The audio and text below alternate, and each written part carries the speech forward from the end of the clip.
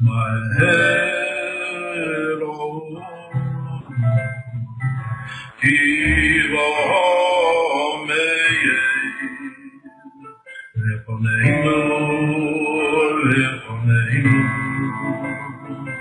My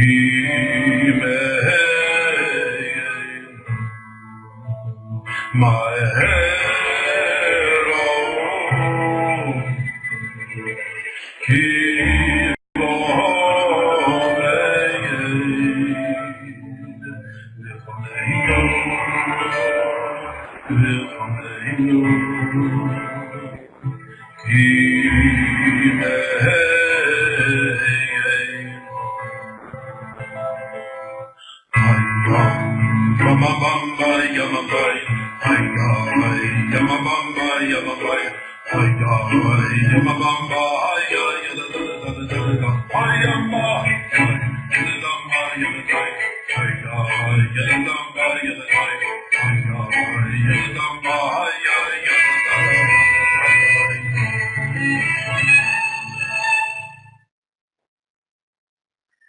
Shalom Aleichem, bienvenidos a todos. Hoy teníamos un shiur del Rav que está en Beersheba, ya debe estar terminando por ahí.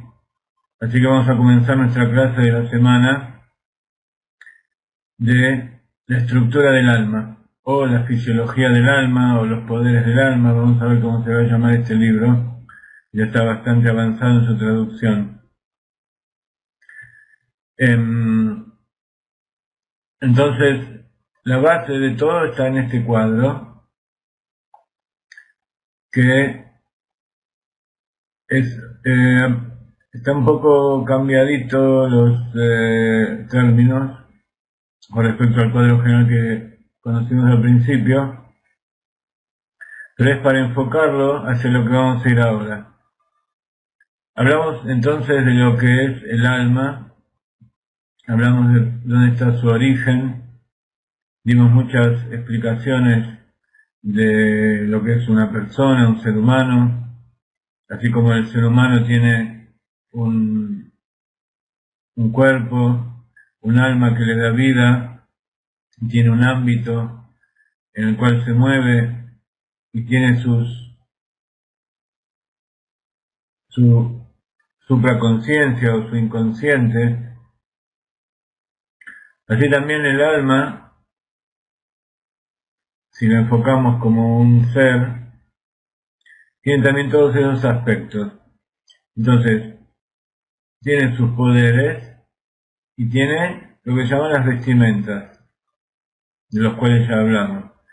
Con respecto a estos tres conceptos, a estas tres vestimentas, que son lo que nosotros conocemos en realidad, todo lo demás lo inferimos a través de cómo se expresa a través de estas vestimentas, que son el pensamiento, el habla y la acción. Todo lo demás llamaríamos el Keter. ¿Sí? Si el pensamiento de Chabad, el habla, que son las emociones, son Seirampin, o sea, Hagat Nehi, y la acción es Malhut, entonces todo lo que hay por acá encima es el Keter. Es lo que nosotros llamamos el alma. Y específicamente los poderes del alma que se invisten en estas vestimentas. Ahora, yendo específicamente a los poderes del alma, que es lo que estamos tratando en estos capítulos, los poderes, hay poderes que son trascendentes y hay poderes que son inmanentes. Eso significa trascendentes, que quiere decir que trascienden los límites del alma que se va a investir dentro del cuerpo, y está inmanente. Ustedes se acuerdan que los poderes trascendentes corresponden a Yejidá y Hayá del alma, y los poderes inmanentes que están dentro de la conciencia, dentro del ser, corresponden a Neshama, Ruach y Nefesh. ¿Sí? Ahora, si nosotros queremos seguir avanzando, particularizando, vemos como todo esto, si lo vemos, si inclinamos la cabeza hacia la izquierda, y lo vemos desde arriba para abajo, vemos esto como una estructura con ramas, una estructura ramificada que cada compartimento a su vez comprende distintos compartimentos. Entonces, lo que llamamos los poderes trascendentes, inmanentes y vestimentas, que son tres ítems, si los vemos en profundidad, se transforman en 7. ¿Ok? Entonces vamos a ir avanzando hacia la derecha. Ahora vamos a empezar a ver en general lo que son estos 7 que hay aquí.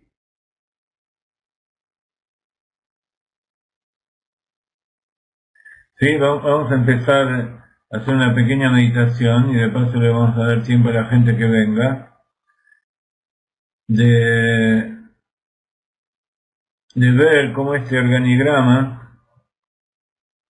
del alma tiene una lógica espeluznante. Y eso es lo que se llama el Tselem, la imagen que tenía Dios cuando quiso crear todos los mundos. Porque en realidad nosotros llamamos esta la estructura del alma, pero todo lo que existe está estructurado de esta manera. Por eso el Hasidut nos enseña que si aprendemos cómo es el alma, cómo es la persona, es la psiquis, entonces podemos comprender todo el universo, tanto el microcosmos como el macrocosmos. ¿Ok? Y como siempre, si ustedes repasan y estudian todas las cosas que vimos hasta ahora, entonces van a tener más provecho de todo lo que vimos. Todas las comparaciones que hicimos, por ejemplo, que los poderes son como luces y las vestimentas son como los recipientes donde se invisten estas luces.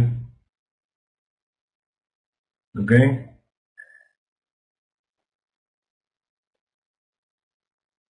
Entonces, quiero que por ahora, en la meditación que vamos a hacer, se concentren hasta esta línea, todo lo que hay aquí a la izquierda, y vean cómo se ramifica. Acá pusimos un pequeño cuadro, que también sería la distribución de esto, pero este es un cuadro tan lindo que me parece que vamos a utilizar esto, ¿sí? Luego vamos a ir viendo en profundidad cada uno de sus componentes, pero por ahora, con lo que ustedes saben de Kabbalah y Hasidut, pueden ir generalizando cuál es la experiencia interior de cada una de estas partes, ¿sí? Entonces, por ahora en la meditación lo que van a hacer es identificar dentro de ustedes estos 7 y van a ir hacia la izquierda, porque en la experiencia humana es mucho más fácil ver los detalles y generalizar y ir hacia a las partes generales. Entonces, primero vamos a meditar en estos 7 en forma general, identificándolo dentro nuestro, y luego ver cómo pertenecen a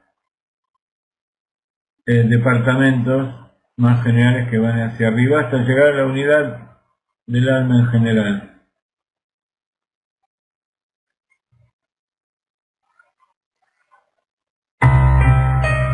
Como siempre comenzamos nuestra meditación con Hedva.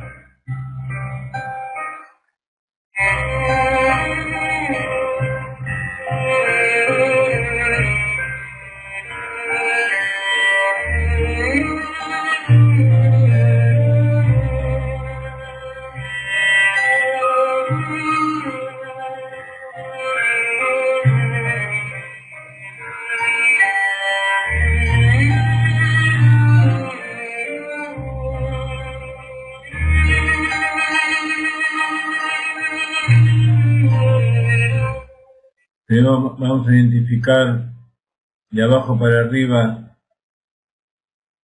qué es la acción, de forma simple, cómo la acción proviene de los sentimientos y del habla, y cómo todo eso viene de los pensamientos, y como son conscientes son vestimentas, y vamos subiendo y yendo para la izquierda.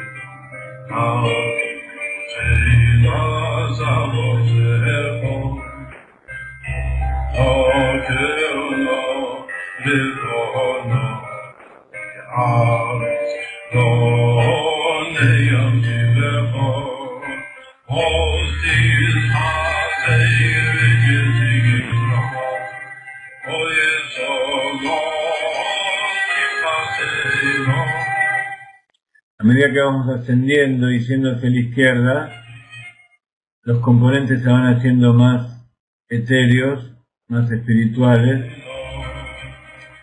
más difíciles de identificar posiblemente dentro de nuestros.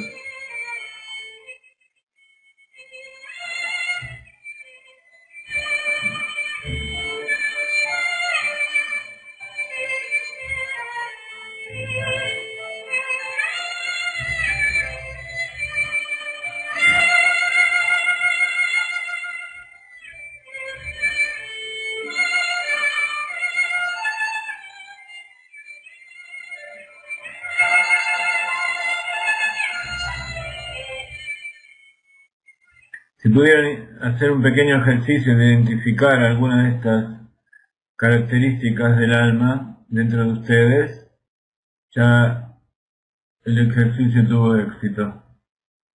Así que vamos a comenzar a dar algunas pequeñas explicaciones. Esto es lo que se llama las siete ramificaciones principales de la experiencia interior, de cómo la persona tiene en su vida distintas actividades, distintas vivencias, experiencias internas que se manifiestan en estos 7 niveles, desde lo más inconsciente hasta la acción.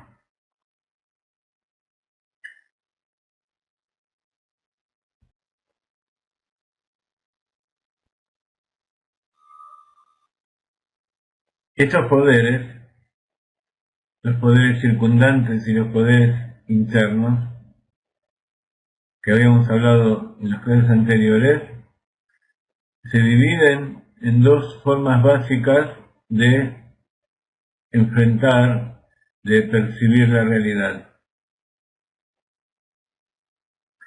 Y entonces, junto con estos 3 modos básicos de autoexpresión, que son las vestimentas, llegamos a tener 7 ramas principales de experiencia. Los poderes interiores, que están compuestos del placer supraconsciente y la voluntad supraconsciente. No estamos hablando del placer que uno siente físicamente, sino que estamos hablando del placer como el poder superior del alma, el interior de la corona, que de ahí surgen todas las cosas que nosotros hacemos, pensamos y decimos y sentimos, pero no lo podemos percibir. Los poderes supraconscientes de la voluntad, o la voluntad supraconsciente, también es un poder circundante que pertenece a la corona de la corona, pero que ya uno lo puede identificar, qué es lo que a uno lo mueve a hacer cosas. Los poderes internos, que es el intelecto consciente y los atributos de carácter consciente. O sea, estamos hablando de cómo están allí dentro del alma, que luego se van a transformar en pensamiento y sentimientos conscientes. Sí, pero todavía todo eso está en potencia. Recién se van a concretar cuando pasen a investirse en las vestimentas y esas vestimentas realicen lo que tienen que hacer. Es como, por ejemplo, una persona entra a un auto, el auto es la herramienta con la cual va a expresar o va a realizar lo que él desea, y la persona es el deseo, es la fuerza motivadora. Si la persona entra allí adentro y el auto funciona como corresponde, entonces esa persona va a poder realizar todo lo que él quiere. Si las vestimentas del alma no están suficientemente perfectas, o sea, si ese auto no tiene las gomas en condiciones, las llantas, no tiene nafta, no tiene batería, no tiene las luces, no tiene todo lo que corresponde, entonces va a tener fallas. Entonces, como las seis primeras categorías que van desde del placer supraconsciente hasta el habla, tienen una característica dual, ¿sí? Todo tiene su aspecto interior y su aspecto exterior, relativamente. Su aspecto femenino, su aspecto masculino, su aspecto pasivo, su aspecto activo, salvo la acción. La acción es o no es. No hay una acción pasiva y una acción activa. Mejor dicho, no hay una acción interior y una acción exterior. La acción es exterior, es realizar un efecto sobre el mundo concreto.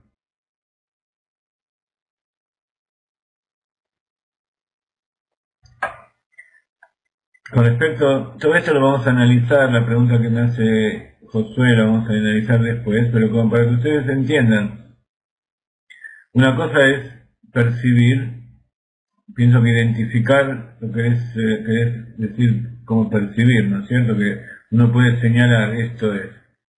No. Todo lo que es inconsciente, uno lo puede inferir a través de que uno prepara los recipientes, como decíamos recién, a través que las vestimentas se van perfeccionando, entonces uno puede inferir aquellas cosas que antes eran inconscientes.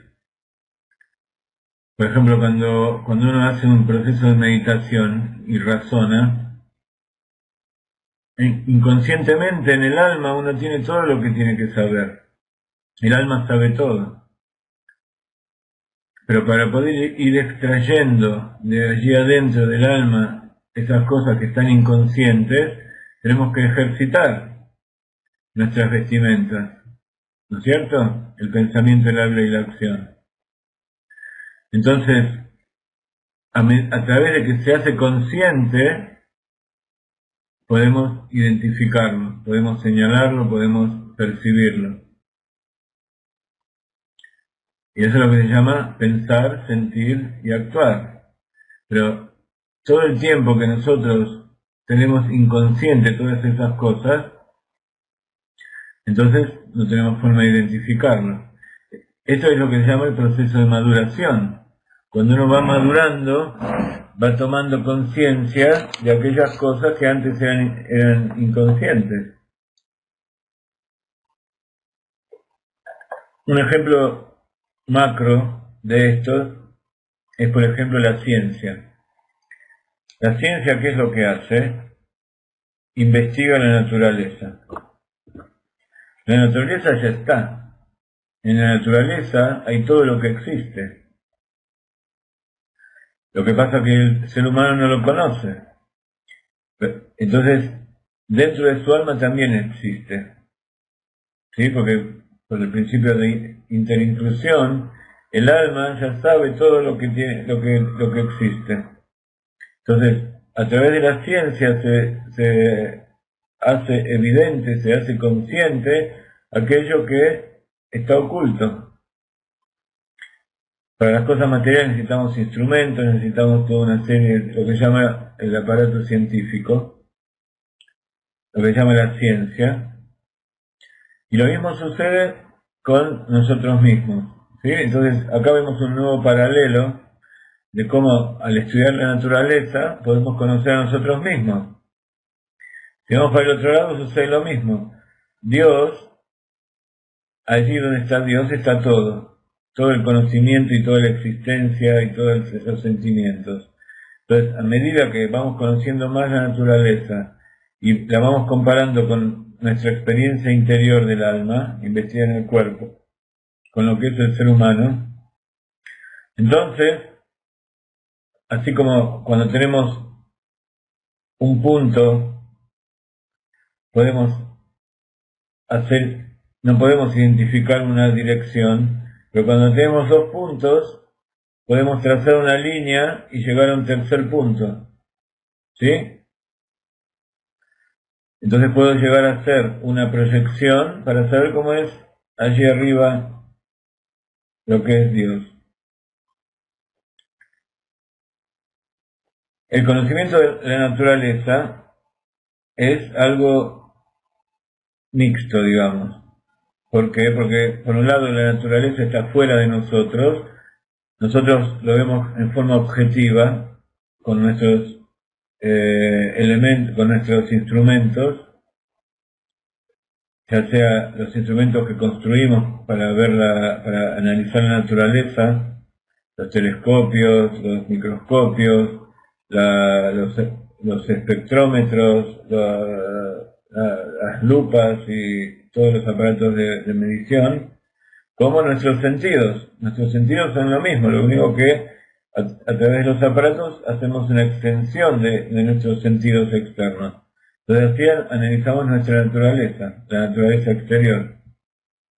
Pero nosotros somos parte a su vez de la naturaleza, entonces al estudiar la naturaleza, nos estamos estudiando a nosotros mismos también. ¿Por qué? Porque nosotros mismos, como vemos aquí, tenemos aspectos externos y tenemos aspectos internos. Los aspectos externos son las vestimentas, los aspectos internos son los poderes internos del alma, que a su vez son inconscientes y conscientes.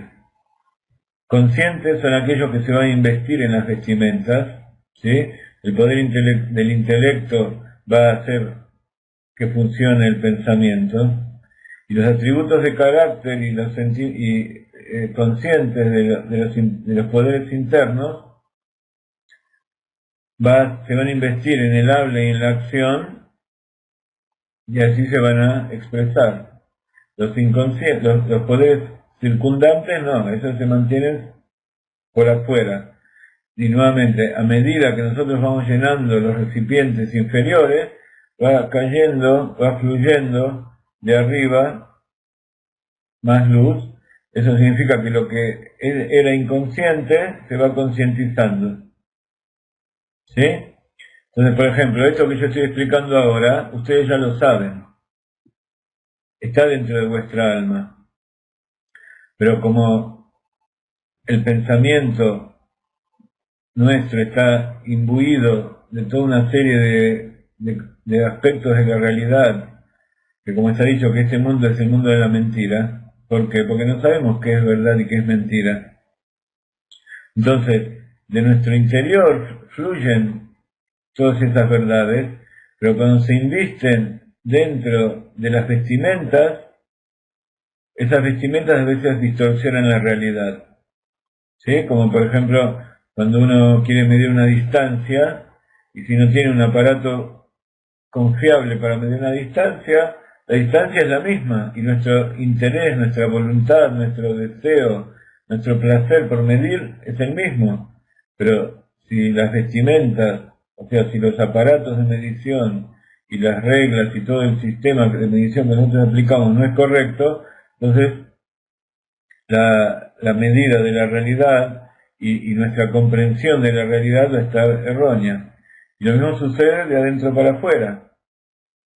Si nuestro pensamiento, si nuestra forma de pensar está con respecto a las creencias espirituales y de la esencia divina, si están contaminadas por todo tipo de creencias, entonces la verdad está dentro nuestro, pero se nos va a revelar de una forma distorsionada.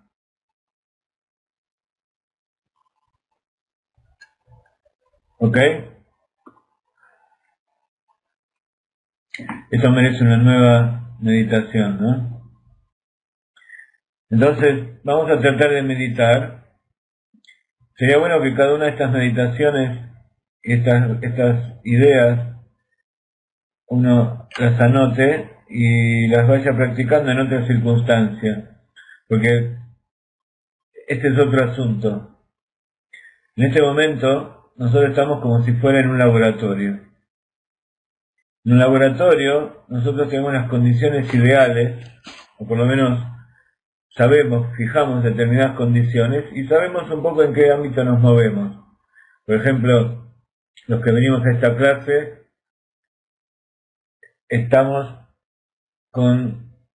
sabemos que vamos a recibir un conocimiento cierto, un conocimiento correcto, que lo que se dice es lo que se piensa, que no hay doble intención.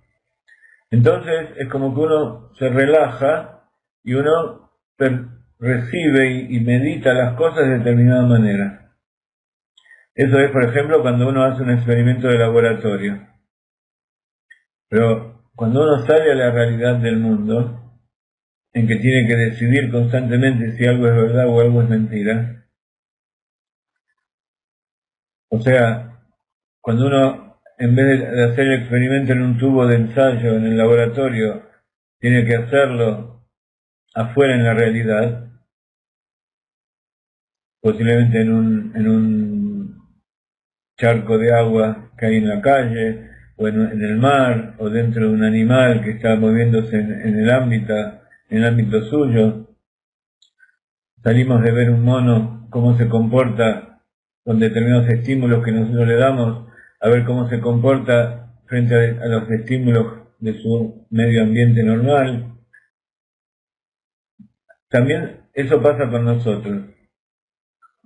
En este momento nosotros estamos inspirados, recibimos determinadas ideas que nos inspiran para llevarnos a determinado rumbo, y en nuestra meditación sacamos determinadas conclusiones.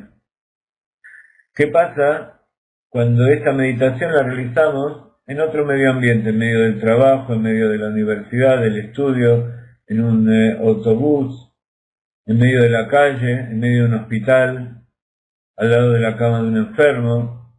¿Qué es lo que uno siente? ¿Llegamos a las mismas conclusiones? ¿Llegamos a la misma percepción de las cosas tal como las percibimos en este momento en el laboratorio? Entonces, por eso cuando uno estudia, tiene que tratar de ser lo más sincero posible y saber cuáles son las limitaciones con las cuales se está trabajando para poder extrapolarlo eso a la realidad. Y cuando uno observa la realidad, entonces puede saber qué es verdad y qué es mentira y la puede comprender con mayor claridad. Vamos a meditar.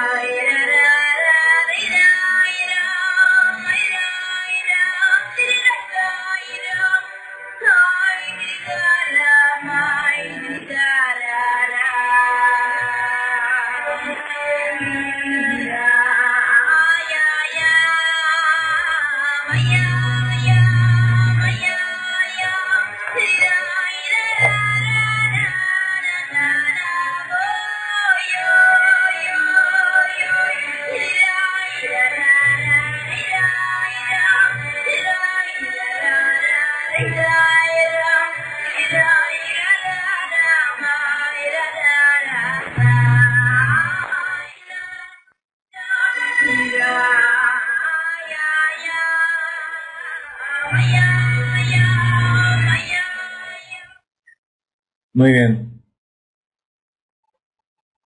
Entonces, decíamos que por cuanto que estas 6 categorías superiores son duales, como vemos aquí, el placer puede ser simple o compuesto, la voluntad puede ser voluntad superior o inferior, hay un intelecto oculto y otro revelado, hay atributos de carácter que son estimulados, o sea que son generados por determinados estímulos, son despertados, hay otros que son innatos, hay pensamientos que son enfocados, concentrados en determinadas cosas, hay pensamientos que son una reflexión aleatoria, que el pensamiento divaga, y también hay palabras, hay un hablar que es profundo y superficial. La acción es la acción, por eso está escrito que lo principal es la acción, todo lo demás es dual. Entonces, transformamos los 7 en 13. Esto todavía sigue siendo parte de nuestra realidad. Es fácil entender estas partes de abajo. En cambio, a medida que vamos subiendo, se complica un poco cómo dividir. Todo esto lo vamos a ir profundizando. ¿Ok? Entonces,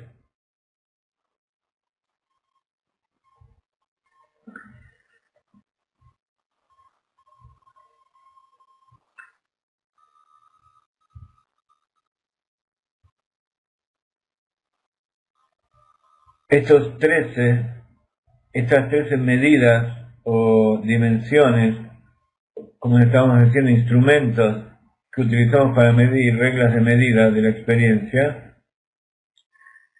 es la que emplea el alma para comprobar, para percibir la realidad. Entonces vamos a empezar a estudiar esto, a profundizar en este asunto.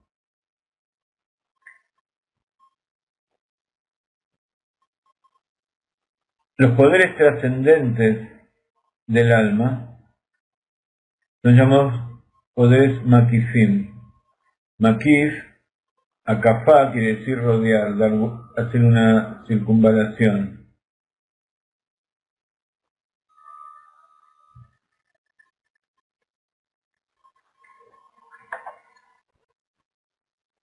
Luego vamos a ir profundizando en cada una de las cosas. Francisco pregunta si el habla superficial se puede considerar como una hipocresía de quien la pronuncia. Hipocresía sería como que uno está mintiendo, ¿no? Pero el habla superficial no es necesariamente algo mentiroso, sino que hay pensamientos que necesitan, que son producto de una elaboración mayor, que vienen de ideas mucho más profundas, o sea, de más de adentro de la esencia del alma. Y hay palabras que son las palabras diarias que nosotros utilizamos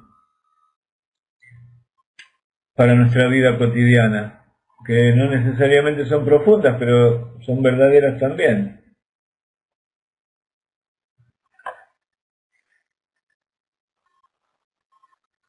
Vamos por orden. Entonces, esos dos niveles de los poderes trascendentes del alma, en Hasidut se llaman el placer y la voluntad.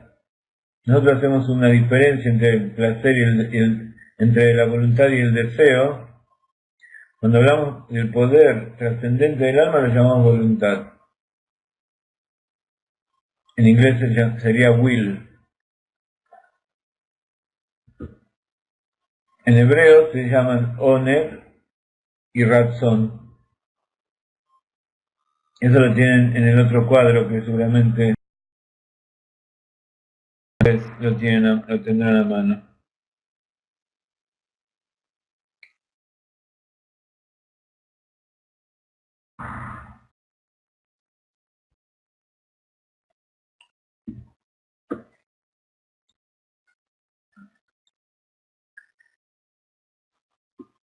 Entonces todo proceso dentro del alma comienza con estas dos categorías de experiencia. Aunque están por encima de la razón no puede captar estos niveles. Los poderes de placer y voluntad, de todas maneras, producen una influencia sobre nuestra conciencia, aunque esa influencia es de una forma indirecta y a veces tortuosa, una manera bastante incomprensible. La voluntad intencional es la primera fuerza para afirmar, para imponerse a uno mismo en la vida consciente. Está generalmente inspirada por una voluntad más inescrutable, que es la que llamamos la voluntad supraconsciente. La persona dice, uy, tengo una voluntad muy fuerte para hacer estas cosas. Por ejemplo, dice, tengo fuerza de voluntad. Cuando uno dice, tengo fuerza de voluntad para hacer esto, uno está identificando ese poder que se concreta en algo que está haciendo. O fuerza de voluntad para concentrar su pensamiento, o para sentir, o para hacer. Pero eso está refiriéndose a un origen que es la voluntad supraconsciente, que es lo que decíamos antes, que es inescrutable. Eso no lo podemos percibir. La podemos inferir solamente de cómo se expresa en la realidad. Entonces, vamos a seguir un poco más adelante y después vamos a ver si las preguntas se van resolviendo. Entonces, cuando uno tiene una intención, quiere decir que tiene una voluntad de hacer algo y uno es consciente de esa voluntad. Que no necesariamente lo llamamos deseo. Deseo es una voluntad específica de hacer algo que tiene que ver más con los sentimientos, digamos, con el alma animal, con la parte física de la persona. Pero la voluntad en general es eso que viene de arriba para abajo. Cuando uno, inclusivamente, cuando uno quiere expresar con gestos qué es la voluntad y qué es el deseo, uno dice, me surgió un deseo, como que el deseo viene de abajo. En cambio, voluntad, uno hace un gesto de arriba para abajo, ¿no es verdad?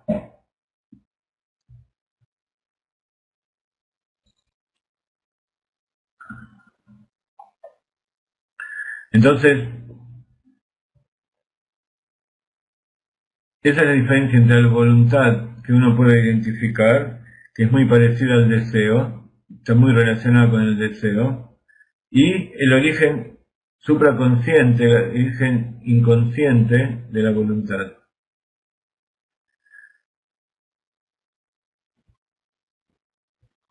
Y a su vez, esa voluntad que nosotros no podemos escrutar, solo la podemos inferir. Esa voluntad viene de un nivel todavía más profundo, más inconsciente, que es el placer supraconsciente. ¿Y cuál es la diferencia? Que el placer supraconsciente hace que la persona tenga determinadas metas generales en la vida que lo llevan a querer realizarse, a concretar los objetivos en la vida. Como el placer está muy conectado con el sexo, porque justamente la forma más elevada, la forma más, así como Dios la ordenó, de concretarse y de poner la marca, el sello propio en la naturaleza, en el exterior, es a través de perpetuarse. Entonces, la forma natural de perpetuarse es a través de tener hijos. También la persona quiere realizarse a través de perpetuar su obra, su pensamiento, su arte. Todas esas cosas vienen de esa fuerza profunda, ese poder del alma profundo que se llama el placer. ¿Sí? Entonces, el placer da esas guías generales que tiene la persona de realizarse, sí, la palabra es esa, realizarse en la vida.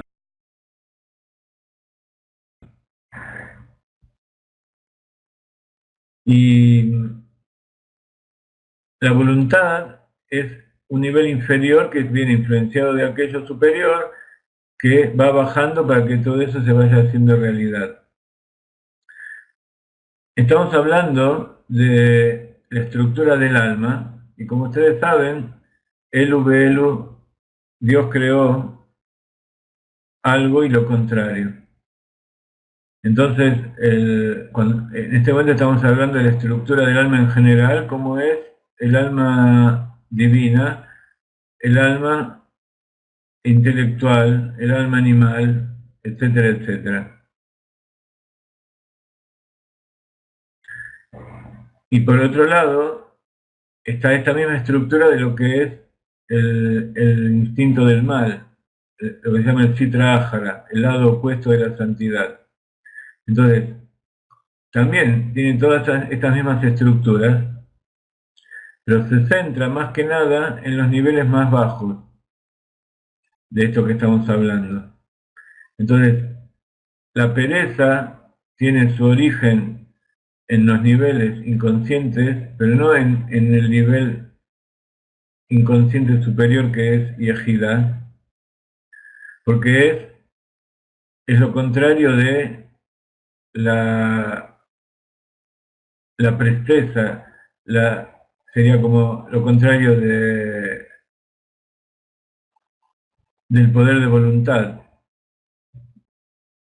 Pero no ataca a la voluntad o al deseo profundo e inconsciente que hay allí arriba, sino que ataca a los niveles más bajos, porque el alma en los niveles superiores no puede ser atacada. Lo que ataca es la expresión. Entonces la pereza es una forma de no hacer. ¿Ok? Entonces puede haber una pereza intelectual, puede haber una pereza, no sé si de sentimiento, pero digamos que salvando las distancias puede haber, y está la pereza física. Entonces son cosas que atacan a las vestimentas y a los niveles más bajos del alma. ¿Ok? Después vamos a ver cómo, por ahora estamos hablando de anatomía, estamos viendo cómo está estructurado. Después vamos a empezar a hacer todo esto, ¿ok?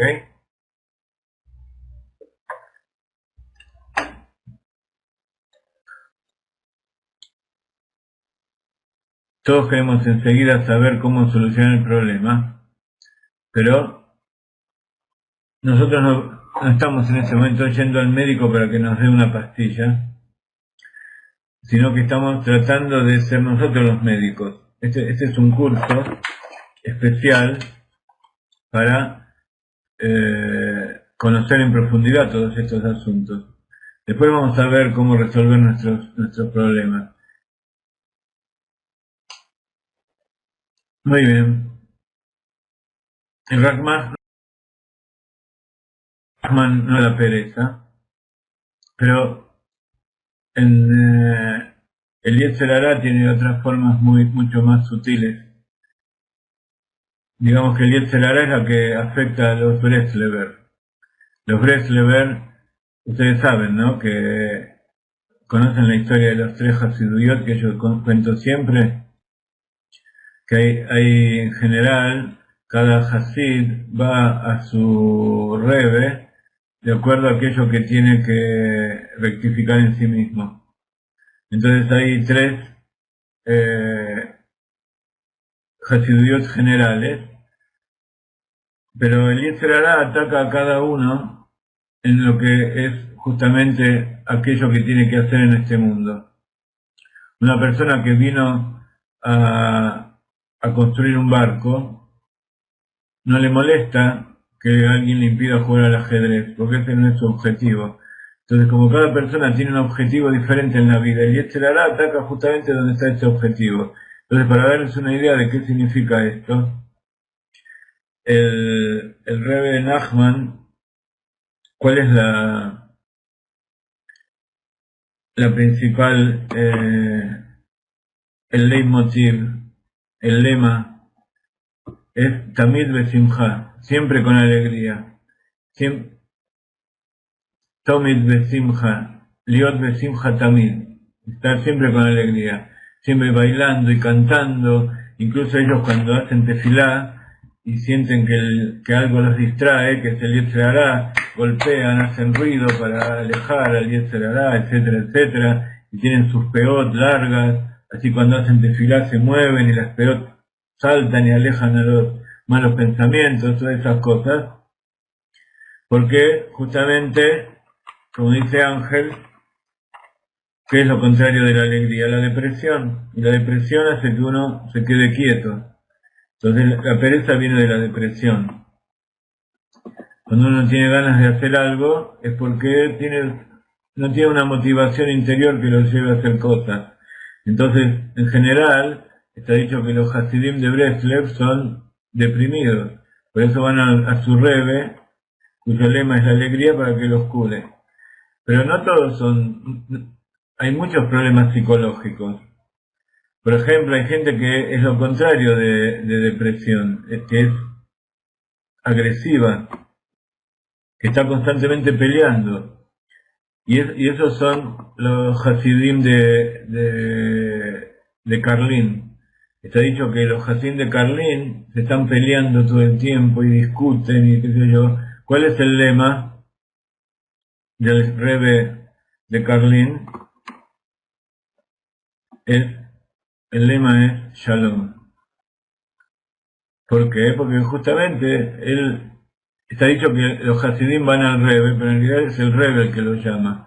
El Rebbe es un tzadik que Dios le dio determinada tarea para hacer en este mundo. Entonces todos los Hasidim, todas las personas que tienen eso que hacer, que están conectados con esa rectificación que tiene que hacer en el mundo, exacto, ellos gritan y hasta le gritan a Dios y le pelean y le dicen ¿por qué? Bla, bla, bla, bla.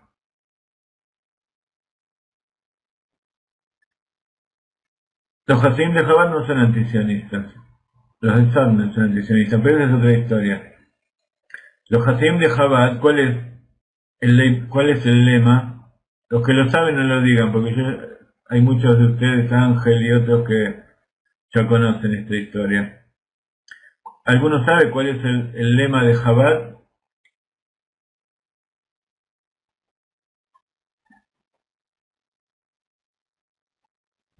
El lema de Chabad es Bitul. ¿Qué quiere decir Bitul? La autoanulación. ¿Por qué? Porque los Hasidim de Chabad tenemos un ego muy grande.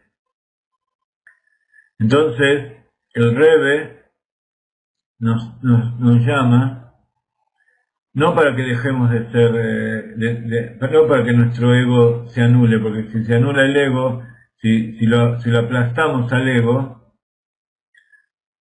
nos volvemos depresivos. Y hay muchos casos de Hasid de Chabad que se fueron a Breslev. Pero el tema es que el Hasid de Chabad tiene un ego muy grande y tiene unas ganas de hacer y es activo y va y hace, influencia a las otras personas y les dice lo que tienen que hacer. Por eso también hay muchos Baal Teshuvah en Chabad. En todos los demás Hasiduyot, ellos se mantienen en su gueto, en su lugar, donde están ahí concentrados y no dejan que haya muchos conversos, casi nada, y Baal Tshuva casi nada. En cambio en Chabad, casi todos son Baal Tshuva, porque atraen justamente el Sheliach de Chabad. ¿Quién es? Es esa persona que el Rebbe lo manda bien lejos y para poder estar allí hace falta dos cosas. Primero, tener un ego muy grande, estar seguro de lo que uno quiere, tener personalidad y poder influenciar a las otras personas, pero para influenciarlas bien, tienen que tener autoanulación. ¿Qué quiere decir la anulación? Quiere decir que ese ego tiene que trabajar para Dios. ¿Sí? Como hablamos siempre, que el caballo no hay que darle un somnífero para que se calme, sino que hay que amaestrarlo para que vaya donde nosotros queremos, pero que tenga toda la fuerza natural. Bueno, así somos los Chabadnikim. Tenemos esa fuerza natural y vamos a todos lados del mundo. Yo tengo un poco de pereza, entonces me voy a todas partes del mundo a través de la computadora. Pero no, vamos a ir pronto a viajar a otros lados. Hubo otras épocas en que viajábamos mucho. Pero bueno, cada uno también tiene sus etapas, ¿no? Tiene que tomar fuerzas y salir. Y aparte porque ustedes vieron que el Rav Ginsburg, que es nuestro maestro, él está muy conectado con el Hasidut de Breslev. Así que puede ser que seamos una mezcla de la depresión de Breslev, que buscamos la alegría, con el ego grande de Chabad. Así que bueno, esta es la mezcla que salió. De todas maneras, estamos viendo cómo funciona un poco el alma y nos estamos yendo un poco de la estructura.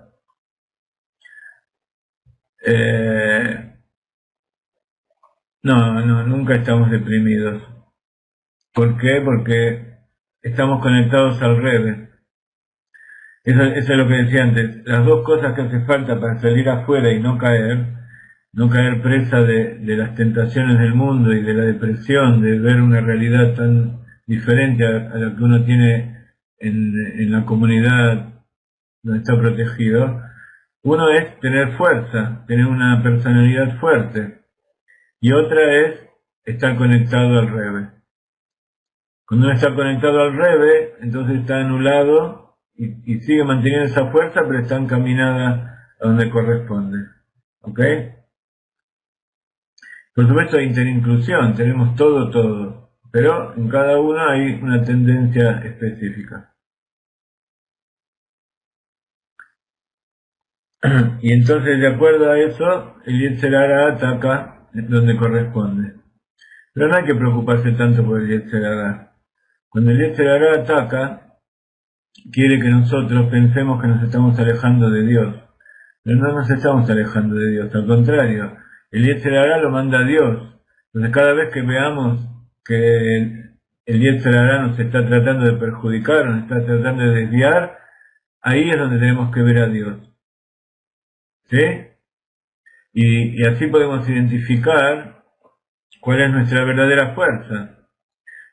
Acá en Israel hay muchos caminos que cuando uno va andando con el auto le muestra a qué velocidad está yendo, sobre todo en las curvas. Cuando hay una curva que uno tiene que bajar la velocidad, ponen un cartel y por supuesto tienen un sensor de velocidad y a cada auto, a medida que llega a ese lugar, le muestra a qué velocidad está yendo para saber que está de más. Entonces el Yetzer Hara es eso. Es una medida de cuál es la importancia que tenemos en la vida y cuál es el objetivo que Dios nos mandó a hacer. Entonces, cuando más grande es el Yetzer Hará y cuando más son los impedimentos que nos impiden hacer algo, significa que para ese lado está en el camino. Entonces tenemos que buscar la manera de refinarnos, la manera de ver cuál es la manera correcta, porque a veces el Yetzer Hará nos está mostrando que estamos haciendo algo incorrecto, pero que ese es el camino, ¿sí? Porque si no es el camino, entonces no le importa, anda donde quieras. Muy bien, así funciona el alma humana.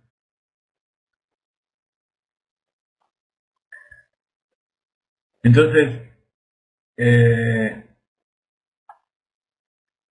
decíamos que el placer es ese nivel superior que domina la voluntad, y de ahí para abajo.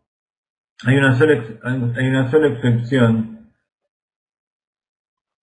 de esto, y es lo que se llama el Mesirut Nefesh. El sentido o la capacidad que uno tiene del autosacrificio. El autosacrificio, el Mesirut Nefesh, viene de un nivel superior del placer, que es lo que se llama la fe, que es el nivel superior del alma, que está por encima del placer. Entonces, el autosacrificio, como por ejemplo Abraham, que fue a sacrificar a su hijo, siendo que de él iba a salir su descendencia. Entonces, si lo sacrificaba, en realidad se estaba sacrificando a él. Verdaderamente fue un acto de autosacrificio. Y así cuando uno entrega la vida por alguien o va a la guerra y se tira encima de una granada, todas esas cosas de autosacrificio, o por ejemplo, no hace falta perder la vida. El hecho de que nosotros en este momento nos estamos dedicando a difundir la Torá, a construir una morada para Dios, posiblemente estemos dejando de lado algunas motivaciones íntimas que nosotros tenemos. Pero nos estamos entregando, entonces ese nivel superior de yejidá del alma, que es la fe, está por encima y eclipsa al placer, y pues, a veces va en contra de todos nuestros objetivos de realización que tenemos en la vida. Entonces, como última meditación, y para afianzar este último nivel, vamos a tratar de meditar en cuál sería, posiblemente cada uno tenga muchos motivos, entonces identificar algunos motivos por los cuales uno sacrificaría su autorrealización, sacrificaría a sí mismo por un objetivo más elevado todavía, por un tema de la fe, porque la fe en el sentido de hacer la voluntad de Dios, ¿sí?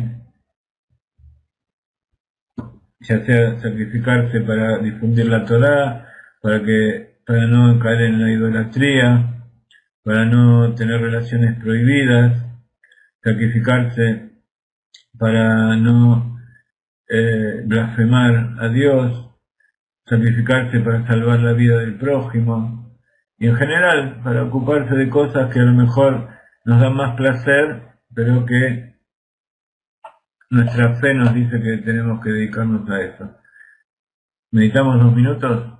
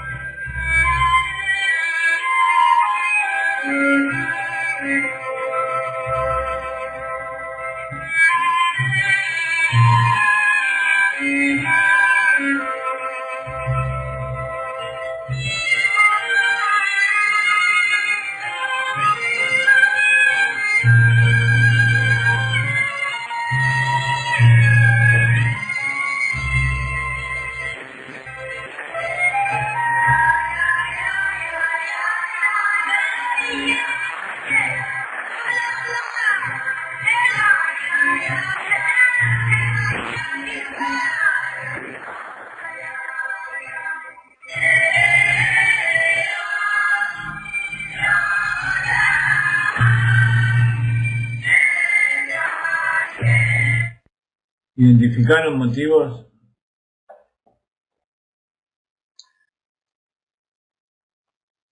Todo eso que están haciendo es revelar y hacer que fluya de lo alto hacia la conciencia todas aquellas cosas que están ocultas.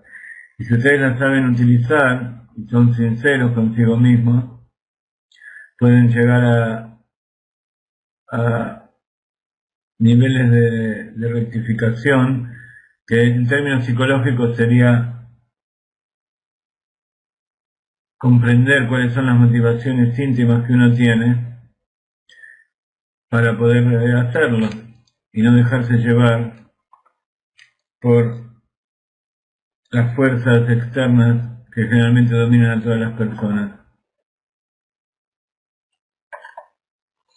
Entonces, como ustedes ven en el cuadro, allí arriba el placer, hay un placer simple y un placer compuesto.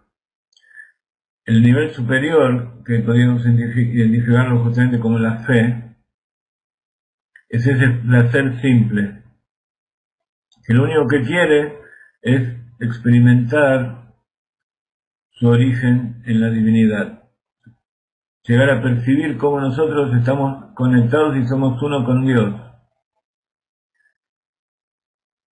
Un nivel inferior, el placer compuesto. ¿Por qué es compuesto? Porque empieza a tomar aspectos que tienen que ver con nuestra experiencia de la vida cotidiana. Entonces ahí es donde el alma verdaderamente se empieza a conectar con sus poderes y capacidades latentes para que sean expresados y cultivados a través de investirse en las vestimentas y experimentarse durante la vida.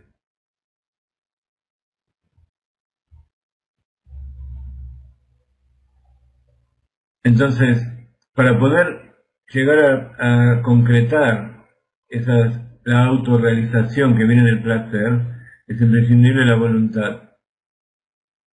Porque la voluntad, así como el Jochma y Binah están a la derecha y la izquierda, y Gesed y Geburah están derecha e izquierda, así también el placer está relativamente a la derecha y la voluntad está relativamente a la izquierda. El placer es algo amplio que nos pide hacer cosas y la voluntad es algo que dirige y pone límites y dirección. ¿Sí? Por supuesto, a nivel del inconsciente, no es exactamente, pero es la idea que nosotros estudiamos ya en las sefirot inferiores. Entonces, el placer es un poder distante, circundante, irracional por naturaleza, y por lo tanto está retirado de lo que es la experiencia estructurada de la vida. En cambio, la voluntad es un poder circundante pero más cercano. Entonces, por eso ejerce una influencia más directa sobre la conciencia, porque la voluntad se inviste en Jochma. ¿Qué significa que se inviste en Jochma? Que hace que la razón, que el razonamiento nuestro se adapte a la realización de esos objetivos que vienen de la voluntad.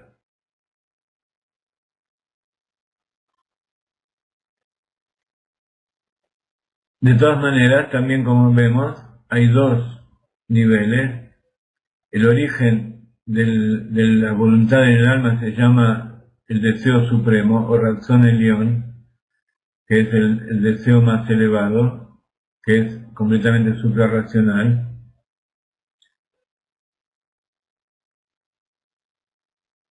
Y esto es lo que, este nivel es lo que nosotros estudiamos los domingos en la clase de Larisa, que es Ein Tam la razón, que no hay motivo, no hay razón para la voluntad.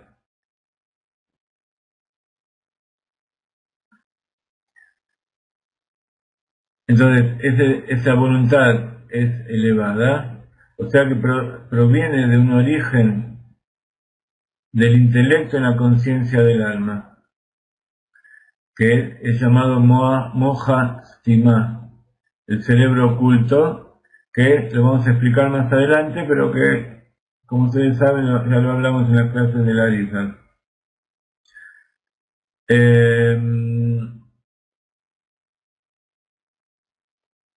Para terminar la clase,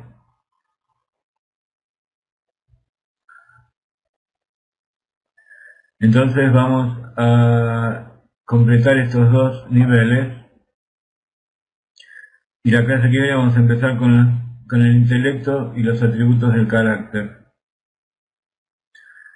José Martínez pregunta si el deseo elevado en realidad no es el deseo sino la voluntad, como decíamos antes, si no es nuestro o sí. ¿Qué significa que es nuestro? Que nosotros lo adquirimos, ¿no es cierto? Cuando algo es nuestro, cuando nosotros lo adquirimos o lo heredamos. Entonces, hay cosas que son intrínsecas de la persona, que son intrínsecas del alma de cada persona, y hay cosas que uno las va adquiriendo en el camino, en la vida. Entonces, hay determinados niveles de voluntad que se van haciendo, y hay niveles de voluntad que son intrínsecas, son innatas de la persona, del ser humano, y de cada uno en particular. Entonces por eso cada uno tiene que identificar esas cosas dentro de sí. Porque cuando uno habla palabras generales, en realidad no está diciendo nada. ¿Sí?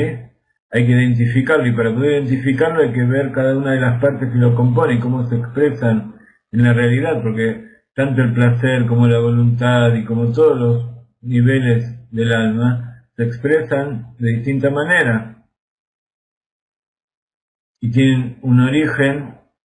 A medida que vamos subiendo, el origen se va unificando, pero en los niveles intermedios, cada uno tiene distintos departamentos del cual va derivando. Yo en este momento no les estoy dando datos específicos, sino que les estoy dando una idea de cómo funciona todo esto y cómo tienen, cuando se enfrentan a toda esta cantidad de información, cómo tienen que ir desmenuzándola y ordenándola. Entonces, a través de eso, ustedes también van cambiando la forma de preguntar, porque estamos definiendo las palabras y dándole un significado correcto y específico. ¿Sí? Correcto significa que a veces uno dice palabras que no son exactamente lo que uno quiere decir. ¿Sí? Yo a veces digo algo y después digo, no, esa no es la palabra correcta, la palabra es otra. Y específico significa que hay... cada palabra también tiene distintos significados, entonces hay que decir exactamente, tratar de explicar cuál es el significado específico que uno le está dando a esa palabra. Entonces, tenemos una voluntad superior, que es la voluntad que da origen a que esa voluntad superior que es lo que se llama el cerebro oculto, y hay una voluntad inferior, que es lo que nosotros llamamos la voluntad, la razón tachtón, que es la voluntad que se revela, o sea que es consciente, que nosotros la conocemos. Entonces, por un lado la fuente de la voluntad suprema está escondida a la vista en el inconsciente. En cambio, la voluntad común o la voluntad normal está ya investida dentro de la conciencia y entonces la podemos guiar. Nosotros mismos podemos cambiar nuestra voluntad, ¿sí? Como una especie de feedback, podemos cambiar nuestra voluntad consciente.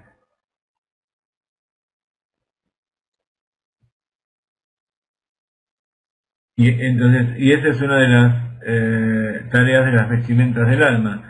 Por un lado, influenciar sobre la realidad, pero como decíamos antes, al observar la realidad e interactuar con ella, recibimos estímulos que hacen que al ir para arriba cambien lo que está en el inconsciente.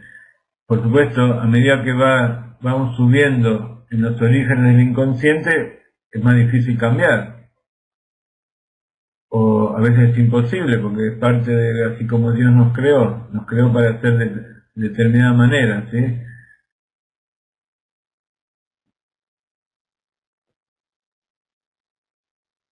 Los niveles el nivel superior del alma uno no lo puede cambiar. Ese nivel superior, por ejemplo, se llama fe.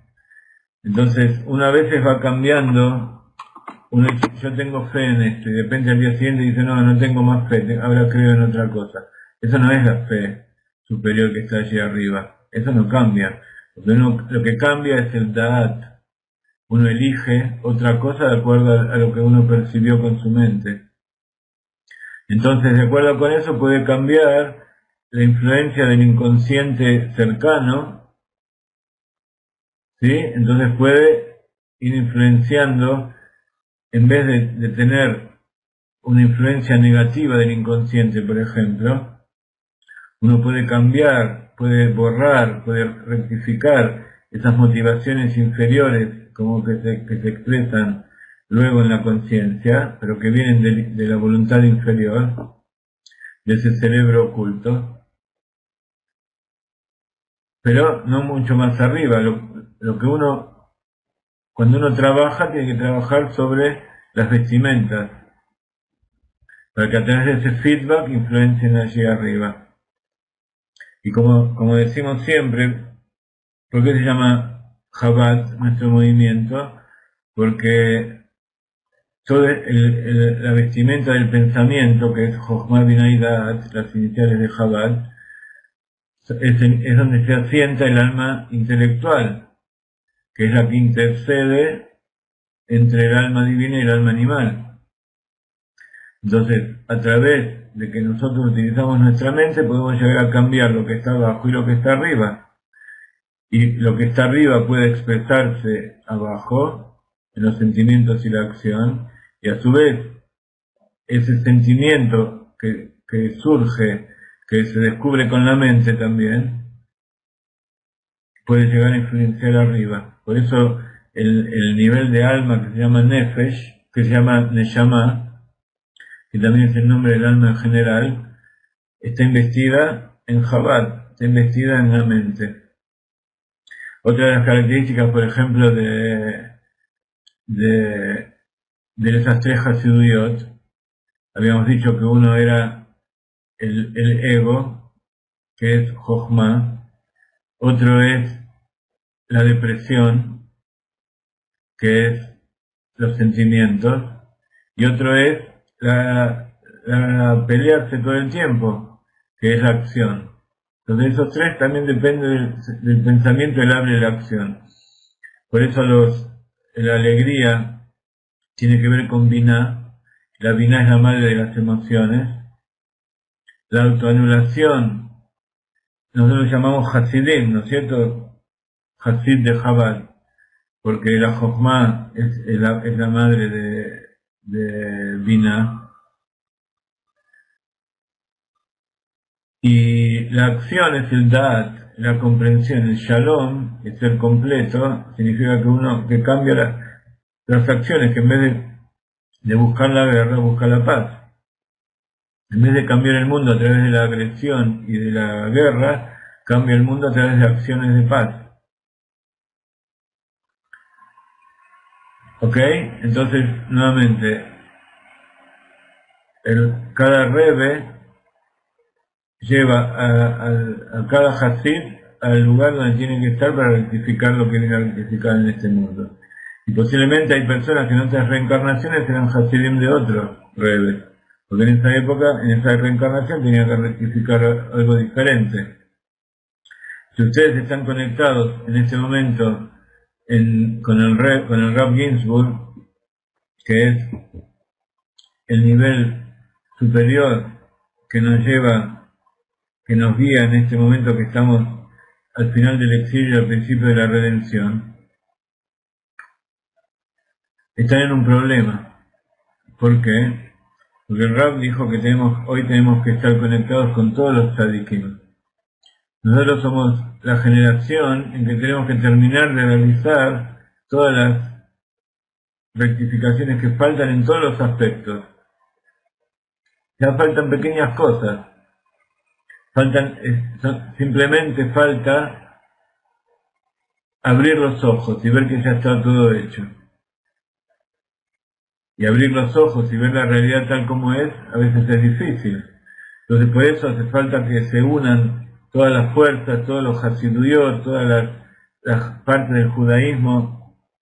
Y por supuesto, el Rab en los últimos años hizo hincapié, y lo mismo que el Rebbe en los últimos años, cosa que no pasó en los años anteriores, que hay que ir a los pueblos del mundo, los que no son Hasid también. En realidad no hay nadie que no sea Hasid, pues a lo mejor no sabe y lo tiene en forma inconsciente, pero ahora es la generación de los Hasidim, del Gesed. Y Hasid no significa que solamente hace bondad con las personas. Dice el Pirkei Avot, Miu Hasid amit Hased inkono. ¿Quién es el Hasid? El que hace bondad con su creador, con su dueño. Entonces, la máxima acción de bondad, que es hacer lo que Dios quiere, que es construir una morada para Dios en este mundo. Y la morada necesita de puertas, ventanas, ladrillos, cemento, arena, agua, electricidad, plástico, madera, todo. Entonces, por eso hace falta que hoy cada uno construyó las partes en distintas partes del mundo, ahora tenemos que ensamblar todo. Muy bien, vamos a dejar por hoy. Fue una clase muy inspiradora por todo el material que estamos transmitiéndoles del libro del Rav Ginsburg, de la estructura del alma, y no menos importante, todas las preguntas y todos los comentarios que me hacen en el chat, que como siempre hace que avancemos un poco más lento, pero con más placer. Entonces, tenemos que tratar de llegar al equilibrio de hacerlo, que la clase fluya y avanzar en los temas, pero con el placer de profundizar. Muy bien, vamos a poner la última meditación, la última melodía, para ver de qué manera cada uno puede influenciar a todas las personas, a todo el mundo, para que cada uno se realice y cumpla la tarea, o mejor dicho, que se dé cuenta que ya está listo todo, que ya hizo su tarea, y que solo hay que recibir a Dios, que se revele al Mashiach, a la redención.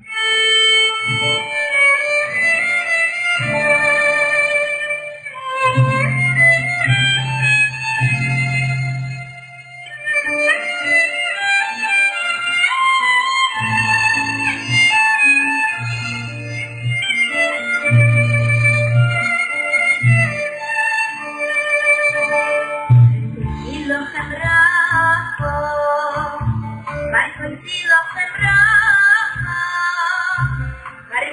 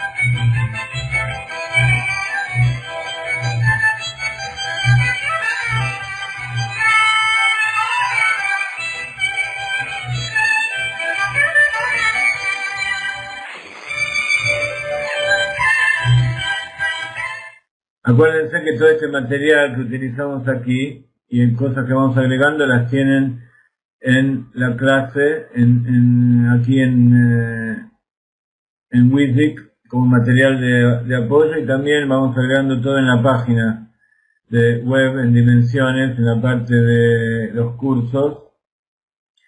Estamos preparando nuevos videos, los invito a mirar Bezrat Hashem las clases y el material nuevo que vamos poniendo. Y acuérdense que vamos la semana que viene, Bezrat Hashem, nos preparamos para Rosh Hashanah.